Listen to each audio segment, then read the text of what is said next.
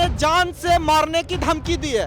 पत्नी का यार ने धमकी दी है का क्या मतलब है? और अब तक महिलाएं शोषित होती थी समाज में, आप कैसे शोषित हो गए? उनका क्या एक्स्ट्रा मैरिटल अफेयर चला रही हैं? अवैध संबंध है उनका?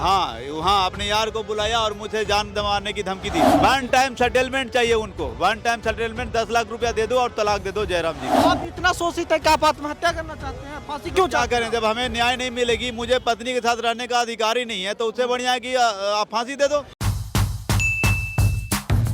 जी प्रणाम, स्वागत है आपका सच बिहार में और हमें सुमित कुमार। देख लीजिए आजकल दहेज उत्पीड़न और क्या क्या घरेलू हिंसा जैसे समस्याओं का जो बात करते थे ना महिलाओं के पक्ष में कि महिलाएं बहुत शोषित है समाज में, लेकिन ऐसे कई खबर आज आए दिन मिलता है समाज में जहां पुरुष बहुत हद तक शोषित हैं। ऐसे ही एक खबर हम आपको अभी दिखाते हैं।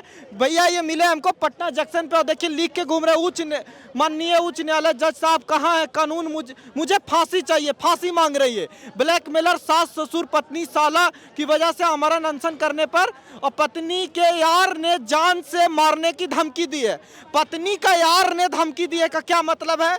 और अब तक महिलाएं शोषित होती थी समाज में, आप कैसे शोषित हो गए? 18 तारीख को मंडे को मैं गया था आमरण अनशन करने के लिए। हाँ। तो मेरी वाइफ ने अपने यार को बुलाया, उन्होंने मेरा पोस्टर फाड़ दिया, ये तोड़ दिया, मेरे साथ बदतमीजी की, मेरे साथ हाथापाई भी हुई। आपसे वाइफ आपकी तलाक ले ली है या आपके साथ ही है? तलाक ले लेते तो मुझे क्या जरूरत थी रोड पे आने की। आपके साथ ही है तो आप उनका क्या एक्स्ट्रा मैरिटल अफेयर चला रही हैं? अवैध संबंध है उनका? हाँ, अपने यार को बुलाया और मुझे जान मारने की धमकी दी। क्या नाम है जिससे अवैध संबंध है आपकी? मुझे नहीं पता। मैंने दोस्ती हुई, कुछ तो आइडिया होगा आपको? मैंने पहली बार उसको देखा है। 7 साल पहले शादी हुआ था आपका? मेरा 7 साल हो गया। 7 साल? हाँ। आप क्या करते हैं? मैं दिल्ली रहता हूँ, प्रिंटिंग प्रेस का मेरा काम है। और पत्नी कहाँ रहती थी? पत्नी तो अपने घर पे रहती है, मायके। कहाँ आपका मायका है? राजापुर मैनपुरा। राजापुर मैनपुरा। तो पत्नी पहले कहाँ रहती थी? प्रियंका पटेल नाम है? वो शादी के बाद वो अपने घर में ही रहती है। तो शादी के बाद तो ससुराल आती है और तो आने नहीं देते ना उनके पिताजी। क्यों? तो शादी क्यों की? वो कह रहे हैं हम दूसरी शादी करेंगे।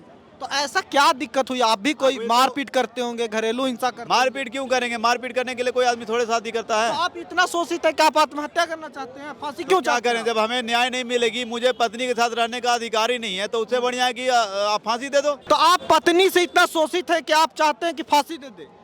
नहीं, हम पत्नी को रखना चाहते हैं, लेकिन अगर जज हमें न्याय नहीं दे सकते हैं तो फांसी दे दे। तो ऐसा आपको इतना मतलब पत्नी से आपको इतना परेशानी हो गया कि आप सड़क पे उतरने के लिए मजबूर हो? तो क्या करें? कोई साथ नहीं दे रहा? कोई साथ नहीं दे रहा है। बताइए, ये तो गड़बड़ बात है भाई। देखिए इनका संपर्क नंबर पूरा आंदोलन कर रहे, पूरा बैनर पोस्टर बना। मुझे सड़क पर आने की। कोर्ट क्यों नहीं गए? न्यायालय गए कभी? कोर्ट क्लेम किया? मैंने थाने में गया, कोई FIR दर्ज नहीं होता है। अभी आपकी पत्नी क्या करती है? अब मुझे नहीं पता, वो तो अपने घर है, वो क्या करती कुछ करती हो कि आपको? उसका कोई कंसल्ट नहीं है। 7 साल से शादी कर ली है और आपकी पत्नी से आपका कोई कंसल्ट? 5 महीना मेरा रिलेशन रहा, उसके बाद मेरा संपर्क में वो नहीं है। तो उनका क्या दोस्ती है, कोई अवैध संबंध है तो वो उसी के साथ रहती है? अब जो भी है, तभी तो उसने मेरे को बुलाया, मेरे को उसने धमकी दी। अच्छा, तो देखिए ये इनका साला है, निशांत नाम है, ये प्रमोद सिंह ससुर है। हमारा आपको धमकी दिया जा रहा है? आपको जान का भी खतरा है? जान का खतरा है मुझे। बदतमीजी किया। मैं बता रहा हूँ, आप राजापुर मैनपुरा जाइए और पूछिए 18 तारीख को लड़का आया था तो क्या हुआ। मोहल्ले के सारे लोग आपको बताएंगे सच्चाई क्या है। पटना में ही रहते हैं आप? नहीं, मैं रहता हूँ हरनौत मेरा घर है। अभी कहाँ पे रहते हैं? मैं अभी हरनौत चला जाऊंगा आधे घंटे बाद। बताइए आप। हरनौत नालंदा जी? हाँ, मैं सुबह नालंदा से रोज पट्टा प्रोटेस्ट करने आप आते हैं? हाँ, डेली आता हूँ और रात में शाम को 7 बजे चला जाता हूँ। यहाँ से बस से चला जाऊंगा मैं 1 घंटे बाद। इतना परेशानी आपको?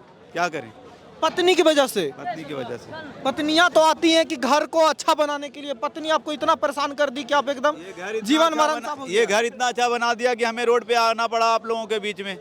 तो आपको कोई मदद नहीं कर रहा? कोई मदद नहीं, कहीं से कोई मदद नहीं। केस दर्ज करवाना कहाँ गए हैं? केस जो दर्ज नहीं? मेरे पिताजी पाटलिपुत्रा थाना, मेरे घर के जो थाना पड़ता है वहाँ जाते जाते एक्सपायर कर गए। FIR दर्ज नहीं हुआ। मेरे मम्मी पापा दोनों गए थे FIR के लिए, मैं भी गया, कभी नहीं। 10 लाख किस चीज का मांगता है आपका?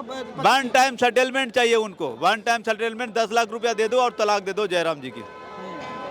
और आप चाहते हैं कि नहीं दें तलाक? मैं क्यों दूं तलाक? मैंने शादी किया है, मैं रखना चाहता हूँ। देखिए तो भैया ऐसी पत्नियां हैं। आप कहते हैं ना, देखिए ये समाज और ये कानून, एक बात मानिए या ना मानिए, औरतों के सपोर्ट में इतना अब आगे आ गया है कि ऑटोमेटिकली पुरुष शोषित हो रहे हैं। अब सोचिए कि एक झूठा दहेज का आरोप एक पुरुष पे लग जाए, उसके पास क्या विकल्प है? जिससे लोग को मना ले कि नहीं नहीं दहेज का ये आरोप गलत है। सोचिए कि इनसे 10 लाख रुपए की सेटलमेंट इसकी पत्नी मांग रही है, क्यों? क्योंकि अपने यार के साथ ऐश फरमा सके। नहीं, हाँ, अब ये क्या करे, ये हरनौत से नालंदा से रोज पटना आते हैं प्रोटेस्ट करने के लिए और कह रहे हैं कि उच्च न्यायालय अगर हमें इंसाफ नहीं दोगे तो कम से कम फांसी दे दो। ये कितना जायज है कि इस समाज में, अब कहने के पुरुषवादी समाज में, लेकिन पुरुष भी इतना शोषित हो जाए? तो क्या हमारा कानून को ये सोचने की अब जरूरत हो गया है कि सिर्फ महिला सेंट्रिक ना हो कि हम पुरुषों के न्याय के बारे में भी सोचें, सिर्फ महिलाओं की तरफ एक तरफा ना सोचें? क्या ये जायज़ बात नहीं है? ऐसे कई पुरुष के कॉल आते हैं हमें भी लगातार, जो शोषित हैं, क्योंकि महिला होकर एक आरोप आप पे लगा देगी, बस इतना ही काफ़ी है कि आपको सजा हो जाएगा। तो ये भी सोचने की ज़रूरत नहीं है क्या? ज़रूर आप राय दीजिएगा कमेंट करके, और इस तरह के समाज में जो पुरुष शोषित हैं उनके न्याय की व्यवस्था क्या करना चाहिए, इस पर भी आप कमेंट करके बताइएगा। बाकी आप देख ही रहे, देखते रहे सच बिहार। नमस्कार।